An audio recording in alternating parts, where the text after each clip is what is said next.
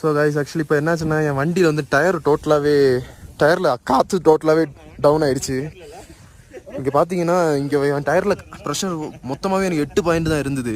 So நான் என்னடா வண்டி ஒரு சில அலசிக்கிட்டே போகுது என்னென்ன ஒரு டவுட்டில் தான் இங்கே வந்து ஏர் செக் பண்ணி பார்த்தா சுத்தமாக எல்லா காற்றுமே போயிருந்தது. ஐ திங்க் பஞ்சர் ஆகிருக்குன்னு நினைக்கிறேன். ஆனால் இங்கே பஞ்சர் போடுறது நல்ல ஐடியாவே இல்லை. ஸோ மணாலி போயிட்டு டயர் பஞ்சர் போட்டுக்கலான்னு சொல்லிட்டு இப்போ ஏர் மட்டும் ரீஃபில் பண்ணியிருக்கேன். ஸோ நீ சிங்கிள் ஸ்விட்சாக ஒரு அடியை பிடிச்சிடணும். சலோ ப்ரோ லெட்ஸ் கோ. என்னத்துல ஆக்சுவலி தலைவர் வந்த வண்டி அது எல்லாருக்குமே தெரியும்.